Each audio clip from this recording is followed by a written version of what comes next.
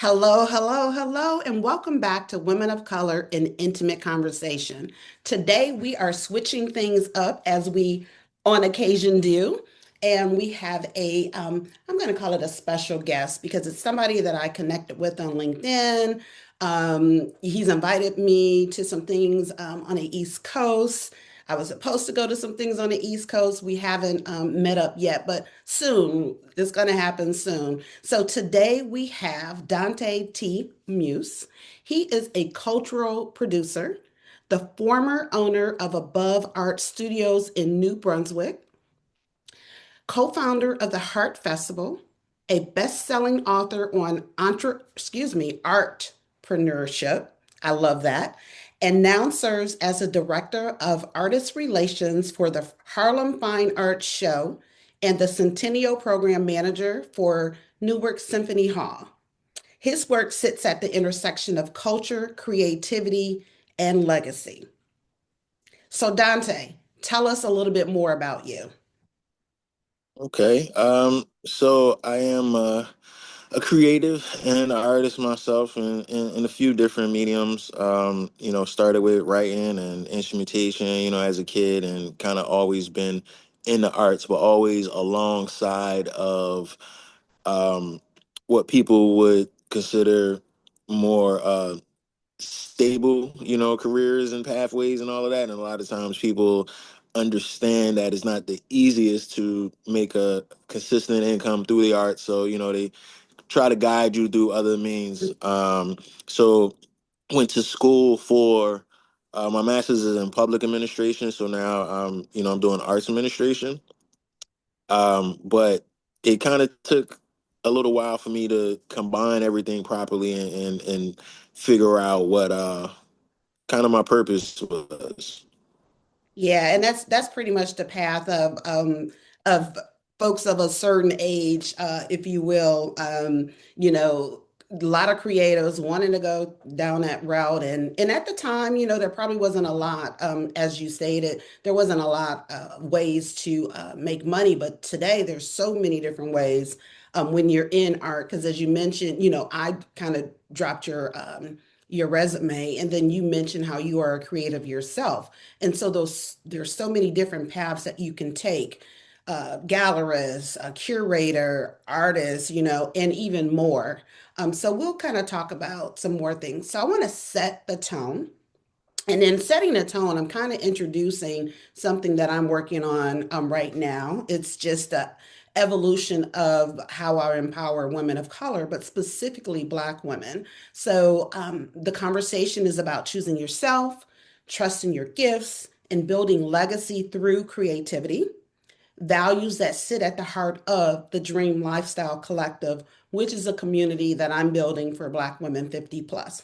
So let's kind of, go back in the day. When did you first realize that the traditional path, career path wasn't your path? Like you kind of touched on that, but when did you like say, you know what, I can, go back into art? Like what was that catalyst? Um, well, I had I got fired. That was a Okay, catalyst. right. that was a catalyst. Right. Yeah, right. So actually at this time I was in the automotive industry, and I actually had took a vacation about 10 days out the country, and was getting real sun and real food and everything, and it Mhm. was like all types of, I guess they call them downloads now, whatever, but just different revelations was happening to me, and I could feel changes happening to me. And actually, I that's when I stopped eating meat. All at the same time. Like I came back, I couldn't eat, the food anymore. Like just so many things was just happening. When I got back, I was in a kind of like in a cloud, and um, the general manager, because I was a manager at the dealership, but the general manager came and had a conversation with me, and my whole demeanor was just kind of like, I don't care, because that's kind of like it Right. was. I was in the space, like I wasn't like disrespectful or anything like that, but everything about me was just like, yeah, all right, bro, whatever. And then like 5 minutes later, which I already knew, one of the other managers called me in the office and had the conversation with me, and that was it. I was done. So at that point, I was like, you know what? Let me let me do my own thing. Let me be in a position to create opportunities for other people. And that was 2016. That's when I opened the art gallery. Um, and initially wasn't planning to open an art gallery. I was in music at the time, and me and one of my partners were doing like getting artists like production deals and stuff like that. Kind of getting them like prepped for labels before Hmm. they actually got to the labels and got like their deals and stuff like that. So we were doing shows with the showcases for music and all that behind that. And we were looking for a space to continue doing that.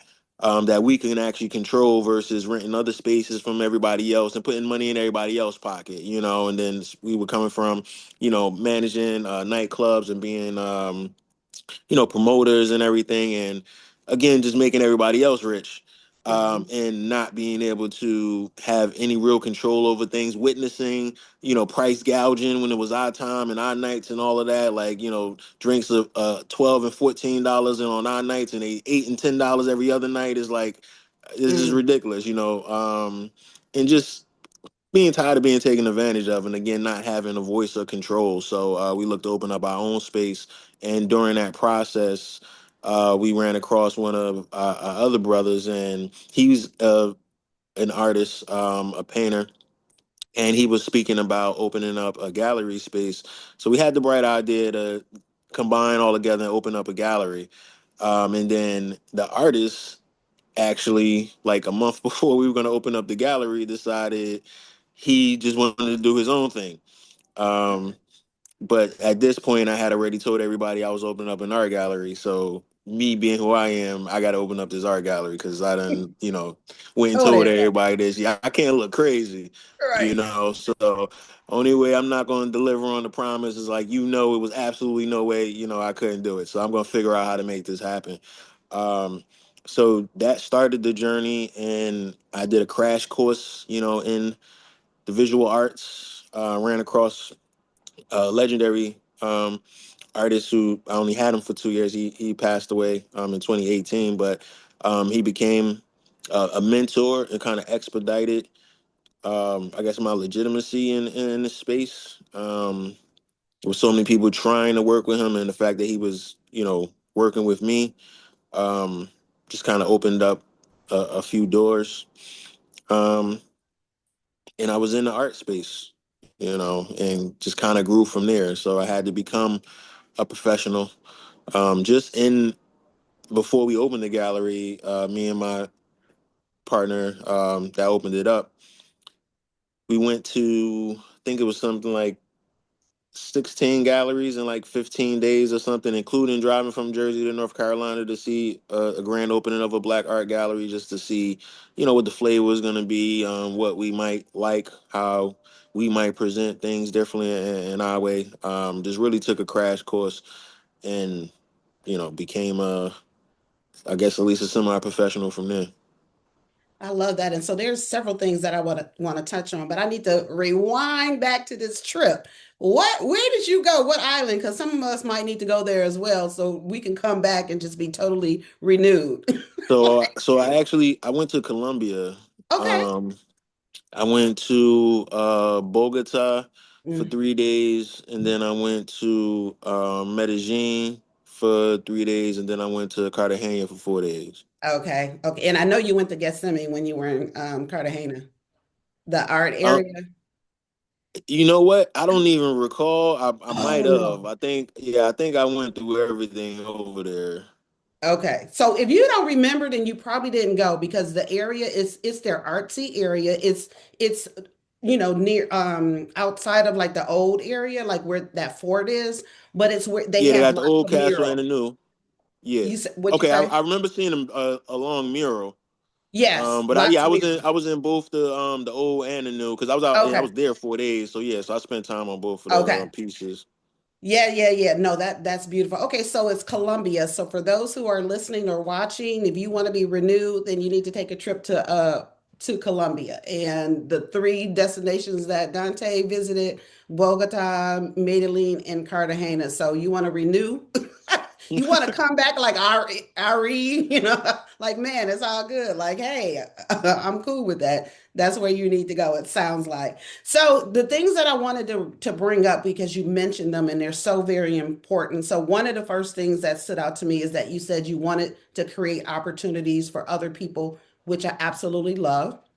The other piece is you wanted to own something, right? So I'm hearing that as wealth, building wealth, which could turn into generational wealth. And I also heard you say making it happen. Like you're gonna make it happen unless there's just no absolute way to do that. And we know that really with a lot of things, there's always some kind of way. It's just a matter of how much effort do we want to put into it? Like how many no's are we willing to hear before we Mm. get to that yes? And then the other thing that I wanted to kind of stretch out a little bit is legitimacy. So with the legitimacy, you said that this artist, he was a coveted artist. He said yes to you, so that kind of puts you on the map.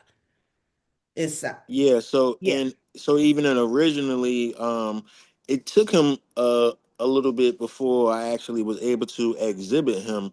But just the fact I was able to call him my mentor when a lot of people wanted to, because he still made me work for it.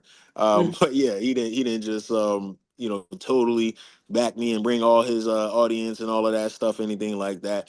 Mostly what he did was help me avoid pitfalls, some traps I could have got caught up in, not dealing with certain people and then maybe only in certain capacities if I really needed something, you know, because you kind of can't trust everybody to give everybody Yeah. responsibilities and all that as well. You'll be caught looking bad at the end, even though you gave somebody else that bag, you the one that looked bad at the end. So a lot of things like that was really what he helped on.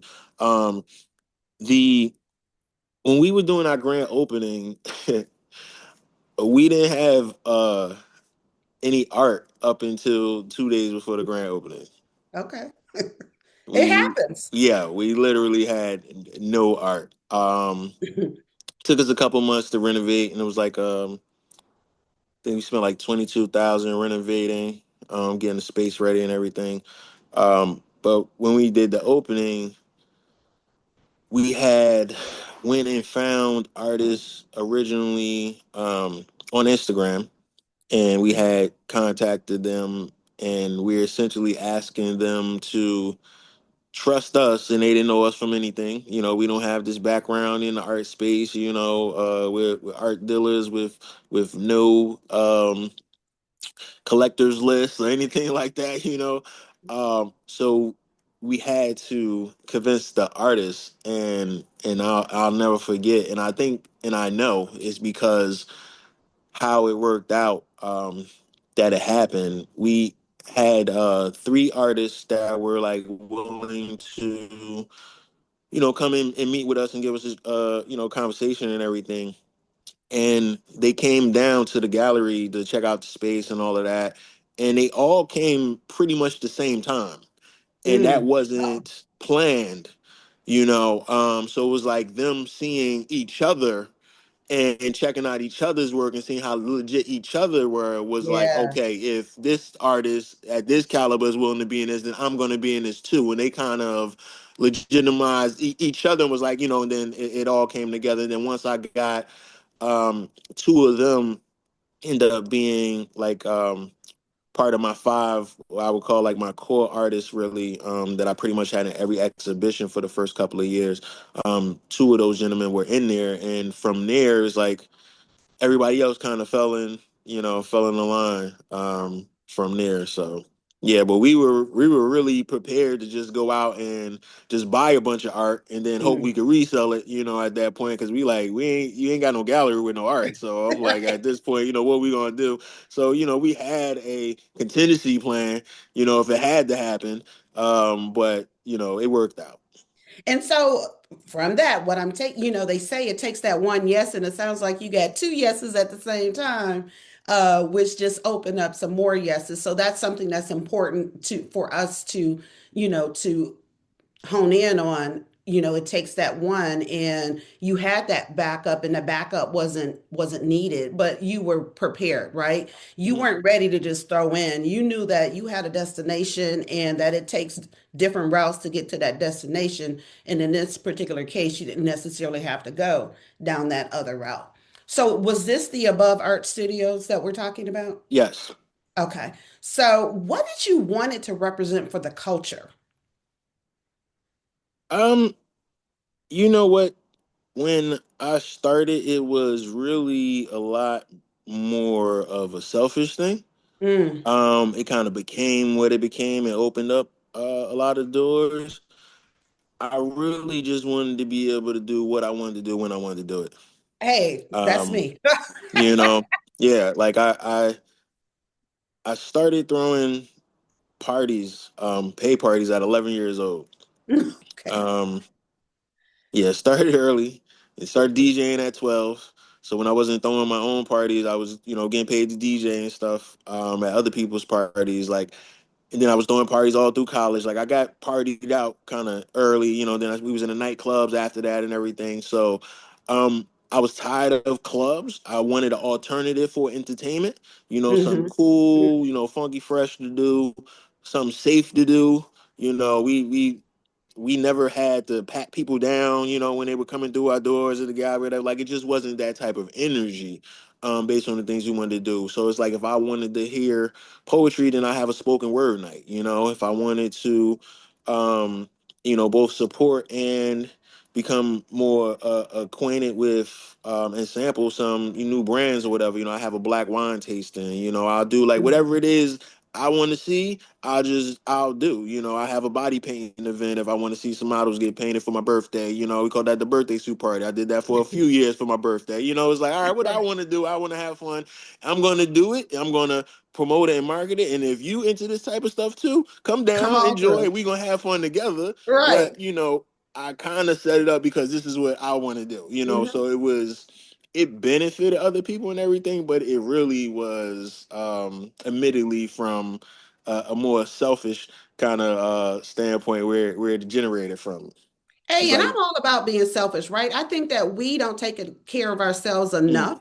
We're continuing, we're doing stuff for other people, and we lose ourselves. And then when you like, oh, what's your dream? Like, what are your goals? Like, you have to really think about it. And sometimes you don't even have answers. So I'm all about self, right? Because when you do take care of self, like you said, other people do benefit from that. Other mm-hmm, people like that. Other people want to get yeah, naked and paint their bodies. yep, yeah, Like what you said, they want to do that. But what's really standing out to me, so I'm fairly new to the art scene. So I would say I started collecting right before the world shut down. So it was that the Saturday that the first Saturday in March of 2020, I mm, purchased my first piece by a Black African a Black woman artist in Houston, Linda Simeon Kelly. So I bought my first piece then. And then I started collecting. I bought several more from her, commissioned a couple, then started, getting some other artists. Then fast forward, I attended what we have here in Detroit, the Detroit Fine Arts Breakfast Club,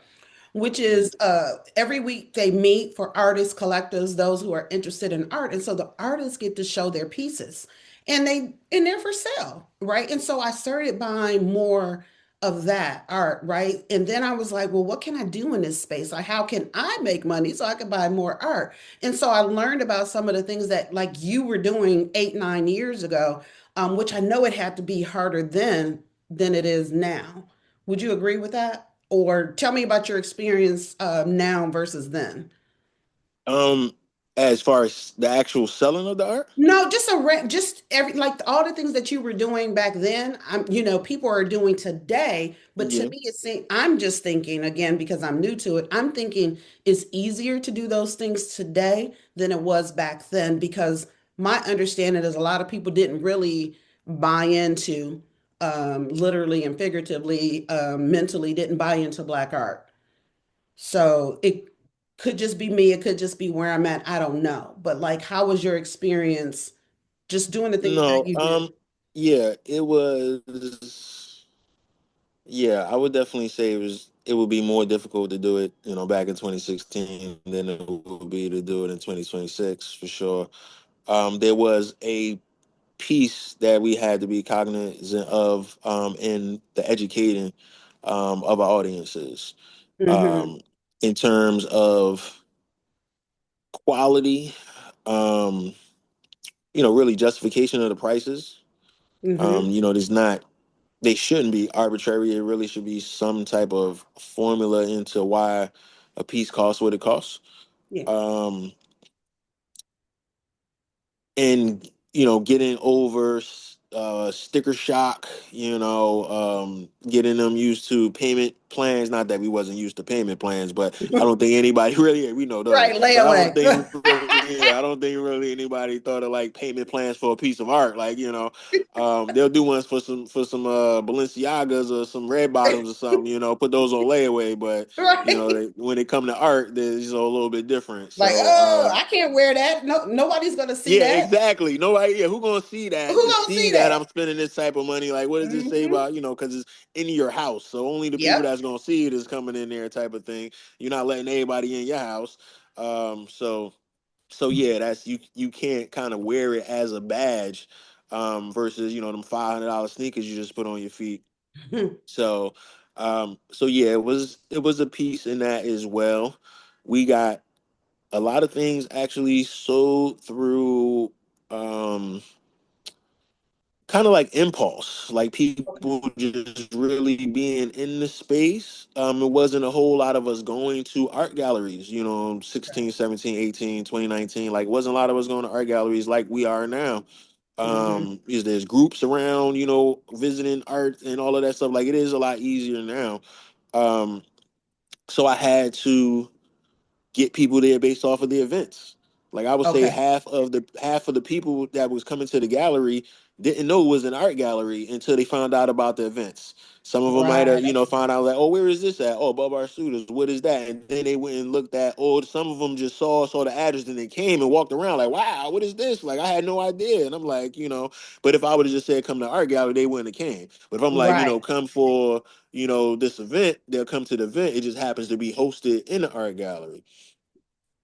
I So I love had that. to get, creative Yeah. and trying to figure that out, because especially in the beginning, like, selling art wasn't our main source of income. It really was the events, and the events helped sell the art.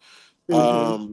Just basically off of numbers, because if I'm bringing in, 200 to 300 people in a month, through events, that's a lot of opportunities for people to buy art. Most art galleries aren't getting 200 to 300 people come through a month to look at art. Yeah. um so that definitely was able to help. So just the volume in that, so just figuring out creative ways, um to make things happen, to make the artists happy that their pieces are selling, they're gaining collectors and everything, um and just continue kind of the growth from there.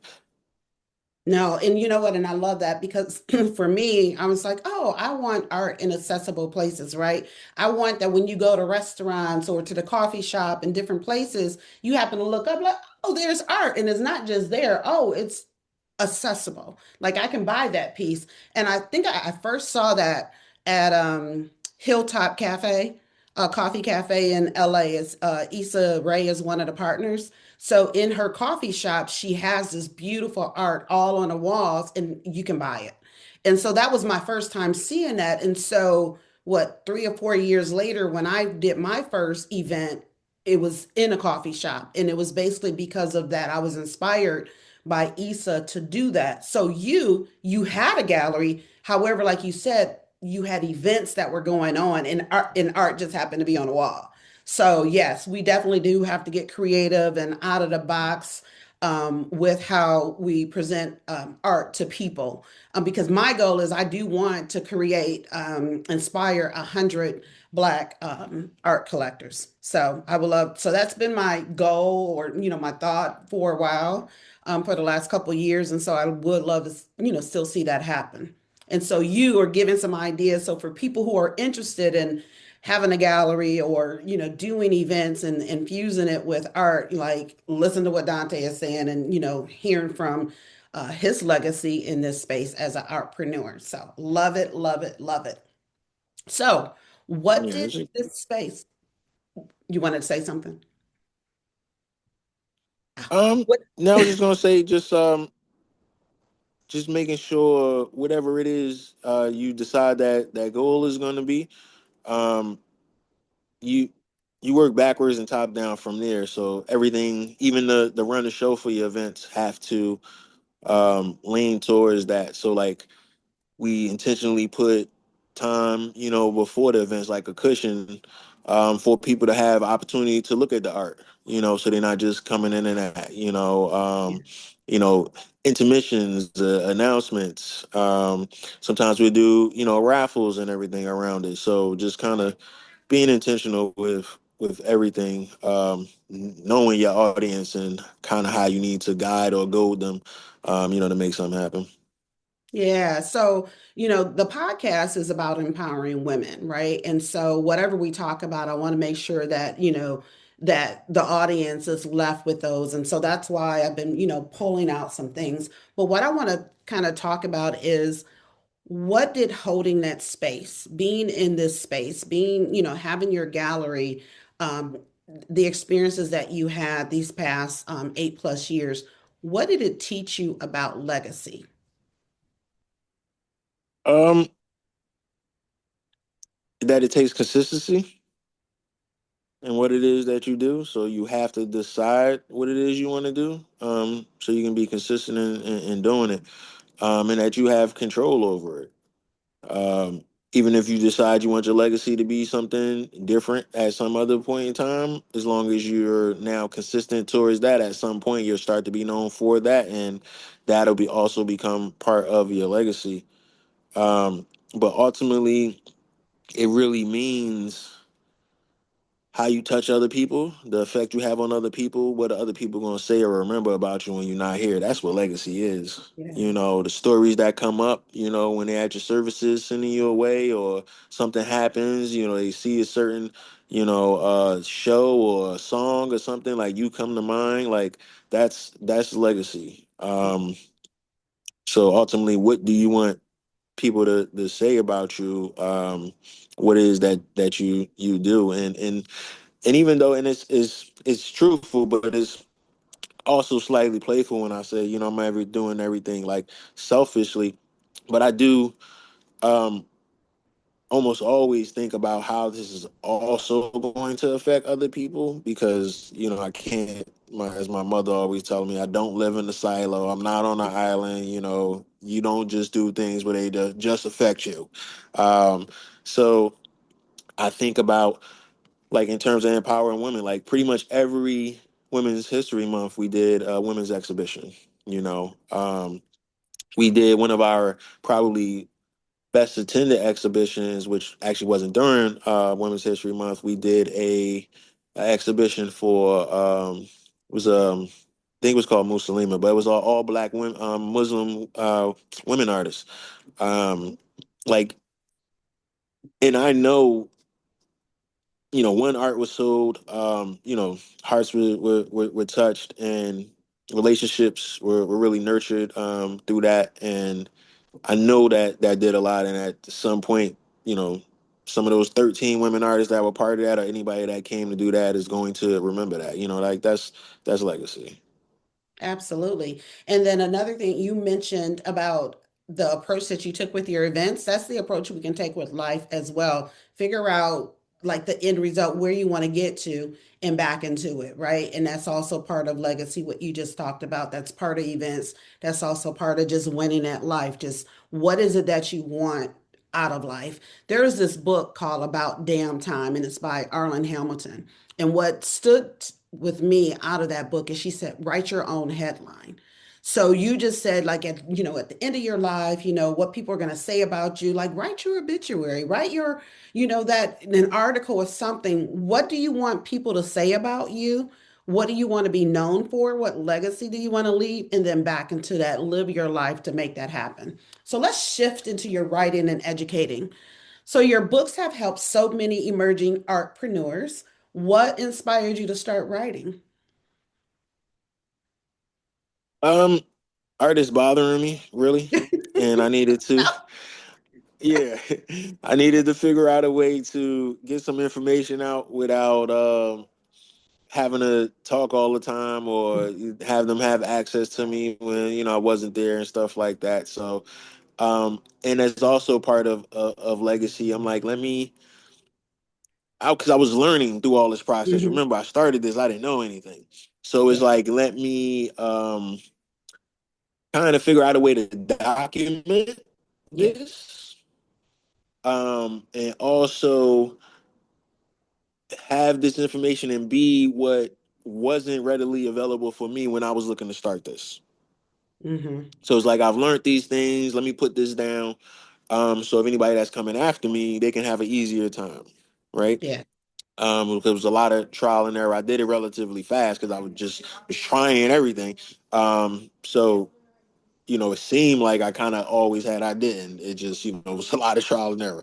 And then I wanted to be able to learn more things and kind of how the brain typically works. One second.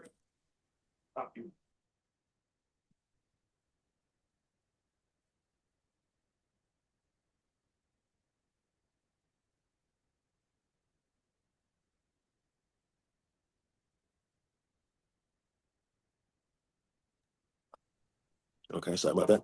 Mhm. Um, so we no, what was I saying? I forgot. About how the brain works and documenting.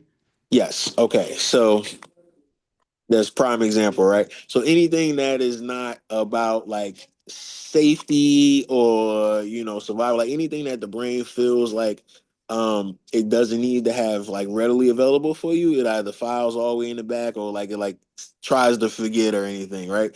Um, but I wanted to not forget this stuff. So it was like, all right, let me put these down in these books as a way to be able to kind of go back and refer to anything. And then it was just like, I don't know, chapters, I guess, of the journey again. So it's both a way for me to document what I've learned and document my growth and also be able to give shortcuts to other people. Cause like I said, one of my first mentors really helped me to avoid some pitfalls and everything, and I just wanted to be able to do that as well, for other people. And so like he was an artist his whole life, and he prolific in Newark. And when Basquiat came through Newark, he was in his crew, was doing tagging trains all of them, and all of that with them. um so he was known for that, but he never had his own space. So it was things that I still had to learn on my own that he kind of couldn't tell me or teach me from an experience perspective. So I made sure I put that in my writings and everything too. But it was really to, one, to get people to stop bothering me, but also to help become an authority in the space because the root word for authority is author, right? So if I become an author, then that gives me authority in the space. So, Exactly. Exactly. People are like, oh, you want to be a speaker, you need to write a book. So yeah, so that's something to pay attention to as well. If you have something to say, write it down and get it out there. So what if there was just like one thing you would tell an artist based off of everything that you learned? What is that one thing you would tell them and why? hmm, one thing. Um, I mean, ultimately, I guess top line it would be to not give up. Okay. But if you just keep doing the same thing that's not working, that's also not necessarily the best thing either. And it could be extremely frustrating too. So, as you're persevering, we kind of need to always be adjusting, Hmm. you know. But top line, I would say don't give up.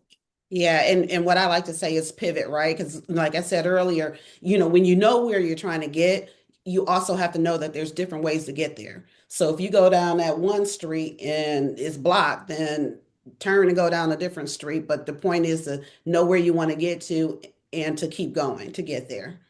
Yeah, and in 2018, I said I wanted to be an art king, and at the time, I had no idea what that was. It just sounded good, and I said that probably for about a year, and actually got interviewed. Me and my gallery partner, um, and the title of the magazine I was interviewed in, the title of the article was Black Art Kings, actually. But that was definitely heavily suggested by me. Kind of leaned on a little bit. I was like, yeah, you should put Black Art Kings. But I said I wanted to be that, and maybe for a year, I didn't know what that meant, and I didn't realize what that meant Yeah, until a year after when somebody asked me, was like, "So what does that mean?" And I stopped and was like, hold up, let me figure that out. I don't know what right. that means." Um, and then I started, I guess, filling that in, and then Mhm. going along and down the journeys and everything like that. So, yeah, my first book came out in 2018 when I decided, I wanted to be an art king. I'm like, I need to have my name be, searchable, you know what I mean, around this art space and all that stuff again. So there was a lot of, factors into how I disseminated the information. Um, but it was I didn't feel pressure initially to define what that was, but Mhm. when I said it, it sounded good. Yeah. And then kind of from there, I started to fill it out, and slowly but surely, it's finding a way to manifest. So, Yep, because that's what I heard. I'm like, oh, you attracted and manifested that, right? And then also what it actually means for you, and then to be that and realize that you have been that. And some it works that way. Sometimes you're being something and then you're doing and whatever, and you're like, oh, here's a name to it and in association. So it happens that way as well. mhm. So let's kind of talk about the Harlem Fine Arts Show. So tell us about that. What does artist stewardship look like at the Harlem Fine Arts Show? Well, the Harlem Fine Arts Show is the largest and longest running show in North America that focuses on artists from the diaspora. Um, it was started and founded. This is going to be the 18th show or the 19th show coming up in February. It's every February Okay. in New York City. And so, of course, it was started in originally in Harlem. It was a traveling show at first, so they have put on events in DC and Chicago. I think they've been in Detroit a few times as well, Atlanta, North Carolina, stuff like that. Um, it is currently now only taking place at the Glass House, which is in Midtown Manhattan, because it kind of grew out of Harlem a little bit. So now we're making sure that people understand that Harlem is everywhere. It's really about an Mhm. energy. Like a couple things I've been doing have been around Centennial. So 100 years ago, we were right in the middle of the Renaissance, and while the Renaissance was going on in Harlem, it was going on other places as well, simultaneously. New Orleans, Chicago, Detroit, Newark. Um, Harlem, of course, was the hub because New York was the hub. So, um, but really making sure that that energy is everywhere. So we have about 100 different booths. I can't tell you how many different artists because there's galleries in there who represent multiple artists as well. Okay. But it is a 3-day event in February 20th, 21st, and 22nd. And 2026 will be the next time it's happening. So we do about $500,000 of sales and art over that, 3-day week, and a lot of collectors, panels, talks, food, vendors. Like it's a really good time. Actually, just walking in the building and just seeing us, and all that Mhm. beauty just feels really good. Like your heart is full. Just looking around, you ain't got to take a step past the door. Like you get in there, you just like, wow, this is amazing. So yeah, that's how they got me aboard in the situation. I actually got invited by one of the presenting gallerists who wasn't going to be able to make a VIP opening event and just asked me did I want to go. And, I went up there and just got enamored and then got recruited by the general manager. Next thing I know, kind of just being there, being in the space, enjoying myself doing what it is that I do. And he noticed me, and we started conversations from there. So, but yeah, that's definitely part of the journey along becoming an art king. I love that. And so you said yes, right? You were Hmm. positioned, you were in the right place at the right time, and you Yep. said yes. And that's something that I would tell people for years. I would say it was my adaptation of what Richard Branson, the founder of Virgin Air and what Virgin and all the Virgin, what he would say, but basically say yes and then figure it out, right? And so Hmm. I had been a proponent of that for the longest. Say yes and then figure that thing out. And so I still do believe in that, like be positioned, especially I'm gonna say now, if you're going somewhere, like in somewhere and you love it and you might have some things that you want to accomplish, be ready to say yes. And then, figure it out how to make it happen. And often when it's in alignment, you don't have to figure anything out because it's already in alignment, right? You went there open for that thing, and then that thing manifest it for you. So I'm going to put myself in. Let's figure out something for me to do at this Harlem Fine Arts Show. So I'm going to leave that with you. We don't have to talk about it now, but I put it out there. But let's talk about the Newark Symphony Hall Centennial. So that's coming up. Is that in 2026 or? Yeah, so the actual anniversary was in September 2025, but we're celebrating it all of 2026, Okay. into so it's been there for 100 years. So from January to December, we're actually going to be opening a new space. We're going to be activating different salon talks and everything every month around the 100 years of legacy that Newark Symphony Hall has experienced, all the way from Marian Anderson performing in 1940, being the first black person, being able to perform in there, operatic singer, just really going over the history and legacy of the impact and the people that have come through the hall over the years. All of the performers, Jimi Hendrix did the concert for Martin Luther King, the day after he passed. That was at Newark Symphony Hall, where he went on for like 3, 4 hours or something like that. A lot of history has happened. So just celebrating and, reminding people of the legacy. Oh, you know what? You have a busy 2026. Wow. So we make sure there's some self-care going on in there, okay? Because you have a lot going on. So where do you see the future of Black artpreneurship going? Well, I mean, I was a little more excited about it before, the orange guy got in and started Mm, cutting a bunch of money for the arts. Like one of the first things he did when he came through the door. So now, I'm observing. I'm kind of just moving to complete, all these many tasks we talked about that I got to do, and just watching to see, what's available, how things are moving, and getting in where I could fit in. That's pretty much what I'm on right now. I'm not even sure because I'm waiting to see who's still going to be left standing. At the mm, end of the day. Thank God there's some people that are like I know Elon's ex-wife or whatever threw like 1 billion or something into the arts and stuff like that. Like there's people kind of doing stuff from the private sector. hmm I don't know how effective that's going to be and filling all the gaps, but I mean I'm really just observing right now. I don't know exactly where it's going to go. I can be Yeah. hopeful. Um, Collectors, they're still becoming more black collectors, so that's a good, trend. hmm Um, but yeah, I'm just really not making too many predictions at this moment. Just kind of being in my own lane and checking my boxes.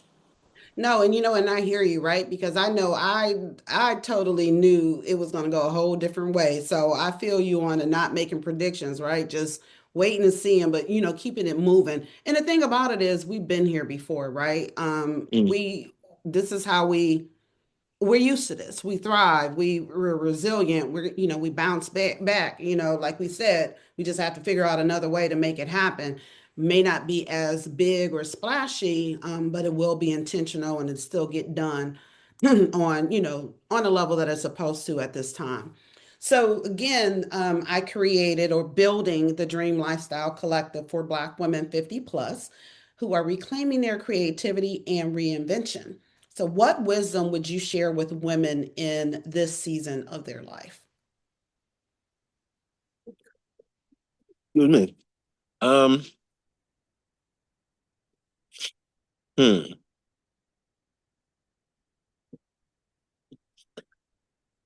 that there's I don't know if I want to say a niche, but there's um there's a market, you know, there's a market for what it is that you want to do. You might have to, do a little homework or maybe get some help in figuring out who is in that market, but you can use everything that you have to your advantage. So you can use your age to your advantage if you figure it out. If you don't like to speak a lot, you can use that to your advantage. You can write the books. I do a reel on Instagram where I'm giving information, and I'm not talking. The words are popping up, and I'm swiping them off the screen.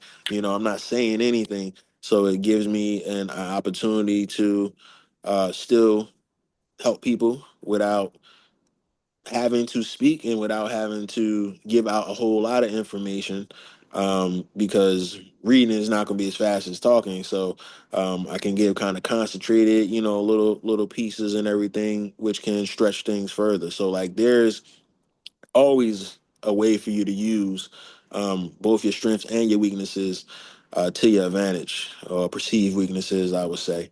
Yes. But just be creative in not only your creativity, but in everything else around promoting your creativity. I love that. And what I love about what you said is use it to your advantage, right? Because there Hmm. is advantage with us being 50 plus. We're just starting to live. Like, I'm talking to different women and you think that they're like, oh, we're just sitting in back and watching TV all day. No, no, no, no. We're living our best lives. And I want more of us to do that. And so that's why I put together this collective because earlier in the conversation when you were talking about travel, like that's the number one thing that I do. That's what just brings me joy. Travel, travel, travel. So anytime someone talks about a trip, having been somewhere like I'm in on that because that's just what I do and that's what brings me joy. But I had to learn that. And then when I learned that, then I started leaning into that. So we're coming to the close. And so when you think about everything you've built, what do you hope your legacy says, right? We talked earlier about the headlines and about what people say after, what's one headline maybe you want someone to say about you? Hmm. I don't know if I know that yet. Okay. Um, We're still working on the dot dot dots yeah, or the yeah, dash. yeah. We're still working on it. Um, yeah. Ultimately, what I do enjoy, what does fill me, and I guess kind of makes me blush, at least internally, is when people have memories of things um, that I might not have realized kind of had a certain amount of impact, that I might have just, it could have been something that was so, menial to me, it didn't mean a lot, whatever, but it meant a lot to them. Um, I like when people make me aware of things like that, and they tell stories and like, I remember you did this, for me back then, or you was the first, gallery I was in, which, I put that on my CV, and then that got me into this space, and then, then I was able to do this and stuff like that. Like I like, um, when people are telling stories and I'm kind of included, like it feels good to, if somebody's blowing up, to be like, yo, I knew them way back when, and stuff Yeah. like that. Um, yeah, your local hometown heroes and everything that are famous now, whatever. Like, like in Newark, there's a bunch of people like, oh yeah, I know Michael B. Jordan, what I mean, stuff like that. It's like, yeah, you don't know him personally. You just happen to be from, the same cities and like that. But if you actually know him personally, if you actually, his first play was a play you wrote, or it happened at your venue or things like that, like being a part of that story, like I like to be a part of the story. Like, oh, I was there when this happened, or I saw this in this person, so I went and did this with them, and type of things. Like I like stuff like that. So ultimately, I mean, I guess yeah, is what I believe legacy is. Like people remembering how you touched their lives, you know. So yeah, I just want people to be like, he touched my life. Yeah, I love that. Impact. That's Hmm. exactly what you're talking about is impact, and which is not surprising because again, in the beginning, you mentioned how you wanted to do things to give other people opportunities. So yes, you wanting, your legacy to be that, I was part of that person's story. I made a difference. I had impact. Absolutely, that's not a surprise. So specifically for Black women, what do you hope those who are listening or watching take from your journey?